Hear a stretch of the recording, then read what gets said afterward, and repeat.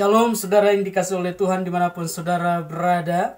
Firman Tuhan hari ini terambil di dalam Kisah Para Rasul pasal 2 ayat 41 sampai ayatnya yang ke-47. Kisah Para Rasul pasal 2 ayat 41 sampai 47, demikian firman Tuhan. Cara hidup jemaat yang pertama. Orang-orang yang menerima perkataannya itu memberi diri dibaptis. Dan pada hari itu jumlah mereka bertambah kira-kira 3.000 jiwa.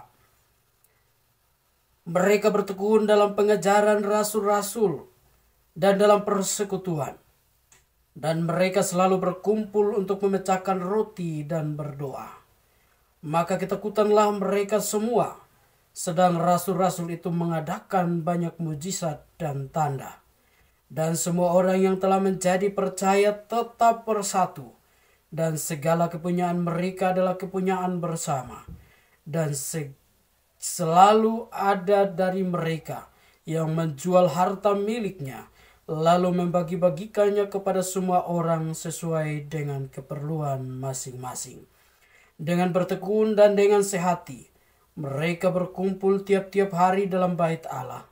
Mereka memecahkan roti di rumah masing-masing secara bergilir dan makan bersama-sama dengan gembira dan dengan tulus hati sambil memuji Allah. Dan mereka semua disukai semua orang, dan tiap-tiap hari Tuhan menambah jumlah mereka dengan orang yang diselamatkan. Puji Tuhan. Bapak Ibu Saudara yang dikasih oleh Tuhan, demikian jauh pembacaan firman Tuhan.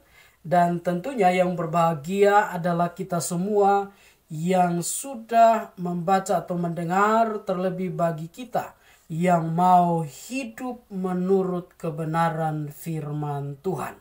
Saudara yang dikasih oleh Tuhan, untuk lebih jauh merenungkan firman Tuhan ini, maka kita akan merenungkannya dengan sebuah tema, yaitu teladan hidup jemaat mula-mula.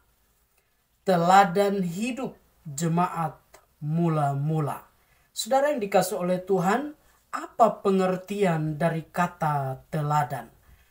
Kata teladan artinya sesuatu yang patut ditiru atau sesuatu yang baik untuk dicontoh, baik dalam sikap, baik dalam perkataan maupun dalam perbuatan.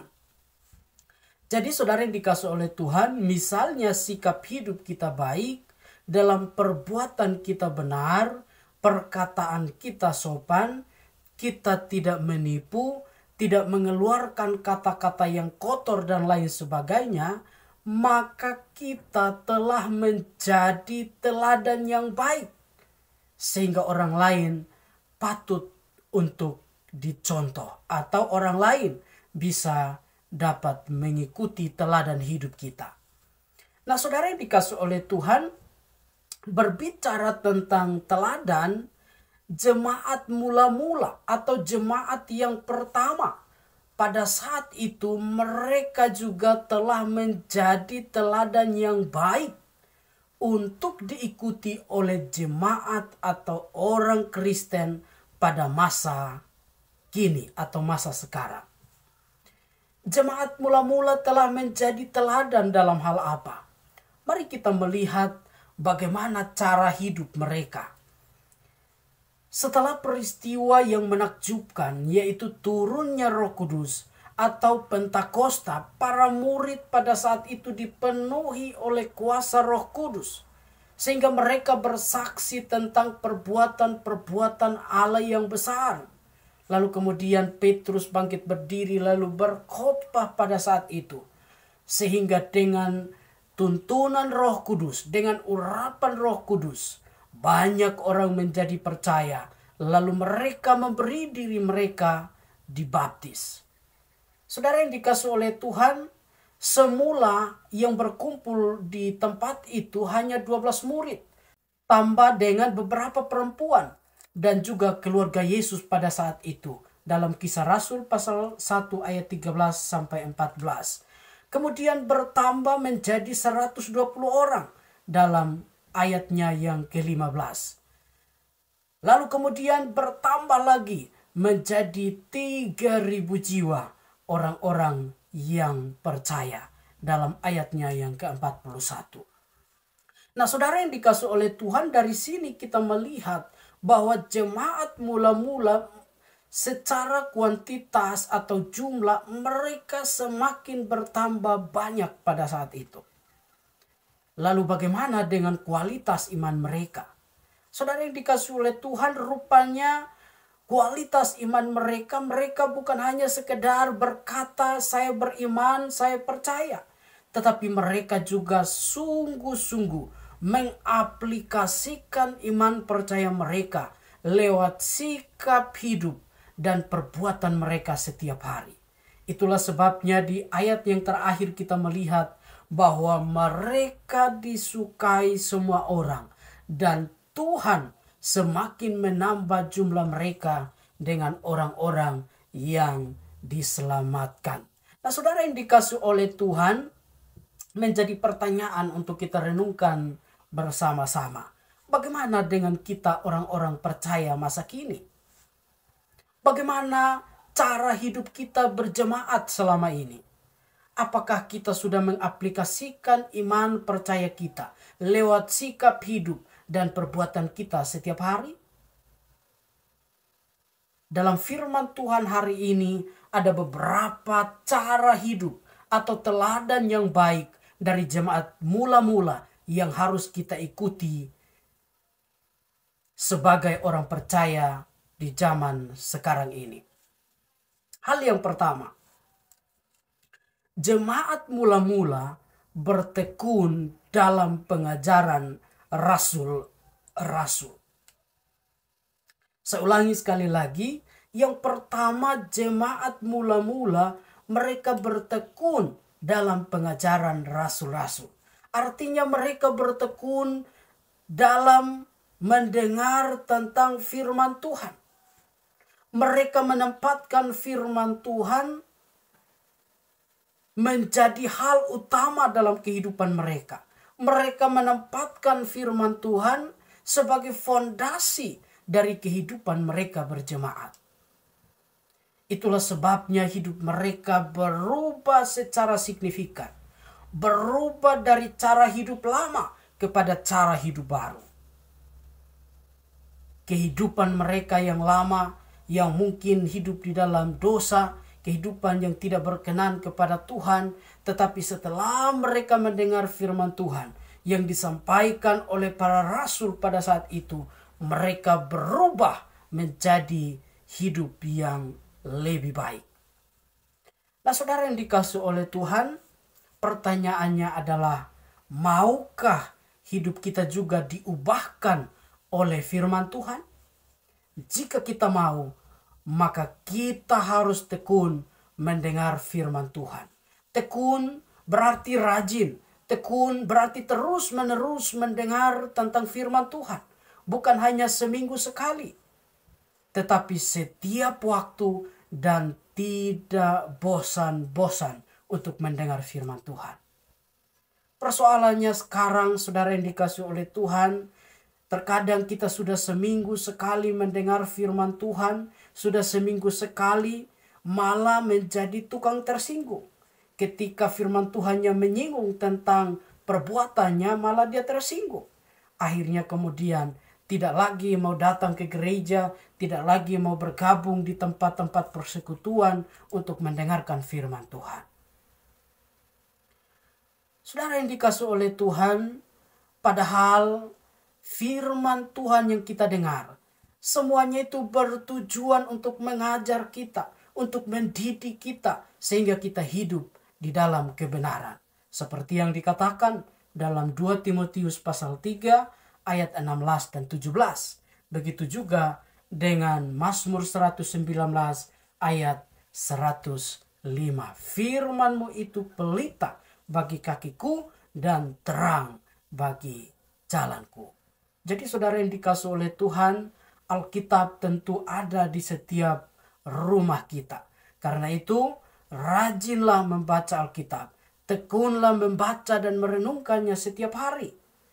Seperti apa yang dikatakan oleh pemazmur dalam Mazmur 1 ayat 1 dan 2. Firman Tuhan berkata, berbahagialah orang yang tidak berjalan menurut nasihat orang fasik, yang tidak berdiri di jalan orang berdosa, dan yang tidak duduk dalam kumpulan pencemooh. Tetapi yang kesukaannya ialah Taurat Tuhan, dan yang merenungkan Taurat itu siang dan malam. Hal yang kedua, saudara. Hal yang kedua adalah jemaat mula-mula bertekun dalam persekutuan. Apa itu persekutuan? Persekutuan yang dimaksud di sini bukan sekedar berkumpul, tetapi persekutuan di sini adalah sebuah persekutuan yang mendatangkan kemuliaan bagi nama Tuhan. Persekutuan atau biasanya kita sebut bilang koinonia, dalam bahasa Inggris disebut fellowship, yang artinya adanya hubungan yang akrab dan intim. Jadi persekutuan artinya adanya hubungan yang akrab dan intim. Nah, saudara yang dikasih oleh Tuhan, dalam hubungan yang akrab antar sesama jemaat, mereka masing-masing mengambil bagian bersama untuk kemuliaan Allah. Persekutuan yang akrab dengan jemaat mula-mula mereka wujudkan, mereka tunjukkan dengan biasanya mereka berkumpul, mereka bersatu, mereka saling menolong satu dengan yang lain. Dan mereka memecahkan roti atau mereka makan bersama. Ini luar biasa saudara yang dikasih oleh Tuhan. Dan mereka melakukan semuanya ini dengan gembira, dengan tulus hati sambil memuji Allah. Saudara yang dikasih oleh Tuhan, di mana jemaat mula-mula biasanya berkumpul atau bersekutu? Mari kita perhatikan ayat 46. Ayat 46 firman Tuhan mengatakan, dan dengan bertekun dan dengan sehati mereka berkumpul tiap-tiap hari dalam bait Allah. Jadi yang pertama, tempat mereka biasa berkumpul adalah di bait Allah. Dan di sini dikatakan setiap hari mereka bertekun, mereka sehati. Bagaimana dengan kita? Kita mungkin hanya 1 minggu 1 kali kita datang ke gereja. Pertanyaannya adalah, apakah kita sudah tekun? Apakah kita sudah sehati bersama seisi keluarga? Tekun setiap minggu kita datang ke gereja untuk memuliakan Allah. Ataukah setiap minggu kita tekun, kita sehati dengan keluarga, kita pergi mencari ikan? Ataukah setiap minggu kita sehati, kita tekun bersama keluarga, kita berlibur ke tempat lain karena kita anggap hari Minggu hari libur? Saudara yang dikasih oleh Tuhan, ini menjadi pertanyaan untuk kita renungkan di dalam kehidupan kita sebagai orang-orang percaya di zaman sekarang ini. Kemudian yang kedua, tempat biasanya jemaat mula-mula berkumpul. Mari kita perhatikan ayat 46, ayat lanjutannya. Dikatakan mereka memecahkan roti di rumah masing-masing secara bergilir dan makan bersama-sama dengan gembira dan dengan tulus hati sambil memuji Allah. Jadi saudara yang dikasih oleh Tuhan, tempat yang kedua, jemaat biasanya bersekutu adalah di setiap rumah. Mereka kasih jadwal secara bergilir. Dan itu biasanya kita lakukan seperti PA rumah tangga. Kita lakukan secara bergilir. Nah saudara yang dikasih oleh Tuhan, hal ini harus kita lakukan dengan gembira, dengan tulus hati. Seperti jemaat mula-mula. Jadi kalau kita dapat jadwal PA, ya kita tidak boleh bersungut-sungut. Kita harus menerima puji Tuhan. Kita harus lakukan dengan tulus hati, dengan gembira. Karena persekutuan adalah hal yang sangat penting dalam kehidupan kita berjemaat. Persekutuan merupakan hal yang harus menjadi ciri khas kita sebagai jemaat atau orang percaya di zaman sekarang.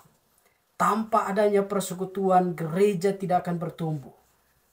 Di dalam persekutuan ada puji-pujian kepada Allah. Di dalam persekutuan ada firman Tuhan. Dalam persekutuan ada doa.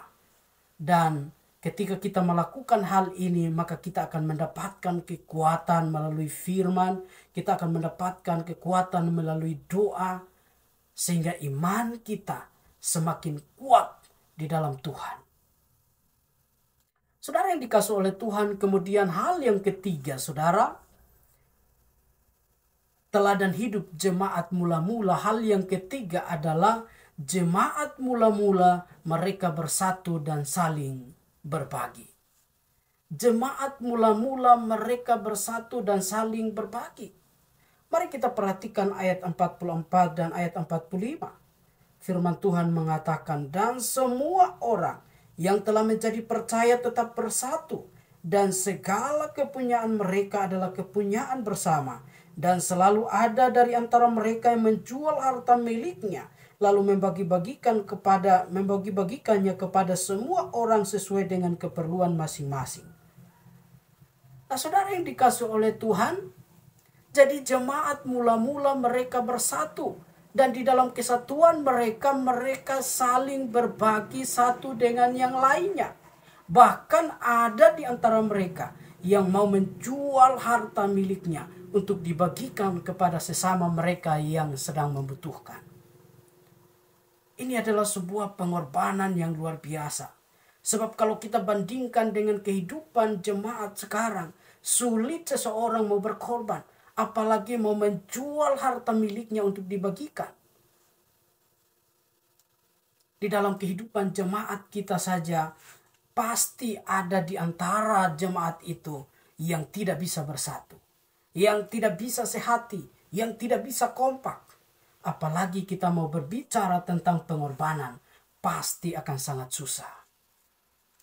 Karena itu saudara yang dikasihi oleh Tuhan, kita mau belajar bahwa kesatuan, kekompakan di dalam jemaat sangat-sangat penting. Kita tidak akan maju dan berkembang kalau kita terpecah-pecah. Di dalam persekutuan kita harus bersatu. Jangan sampai ada konflik, jangan sampai ada perselisihan, apalagi ada perpecahan di dalam jemaat. Sekalipun kita masing-masing punya latar belakang yang berbeda-beda, namun kita adalah satu kesatuan di dalam tubuh Kristus. Karena itu kita harus bersatu. Jika kita bersatu, maka pengorbanan yang tadi saya katakan bahwa itu susah, bisa menjadi ringan jika kita lakukan secara bersama-sama. Galatia 6 ayat 2 mengatakan, bertolong-tolonglah menanggung bebanmu, demikianlah kamu memenuhi hukum Kristus. Saudara yang dikasihi oleh Tuhan, inilah 3 hal penting yang dapat kita pelajari dari cara hidup jemaat mula-mula. Yaitu yang pertama, mereka tekun dalam pengajaran rasul-rasul atau tekun mendengar firman Tuhan. Yang kedua, mereka tekun dalam persekutuan. Yang ketiga, mereka bersatu dan saling berbagi. Apa dampaknya atau hasil akhirnya daripada persekutuan mereka itu? Kita melihat di ayat terakhir, ayat 47, firman Tuhan mengatakan, dan mereka disukai semua orang, dan tiap-tiap hari Tuhan menambah jumlah mereka dengan orang-orang yang diselamatkan. Jadi saudara yang dikasihi oleh Tuhan, jikalau di dalam kehidupan jemaat kita, kita juga ingin bertumbuh, ingin berkembang secara kuantitas dan juga kualitas, maka kita harus belajar dari kehidupan jemaat mula-mula. Jadi saudara yang dikasihi oleh Tuhan, biarlah ketiga hal ini menjadi pedoman dalam kehidupan kita berjemaat. Biarlah ketiga hal ini menjadi teladan yang baik untuk kita ikuti sebagai jemaat-jemaat di zaman sekarang ini. Kiranya Tuhan Yesus memberkati kita semua. Salam.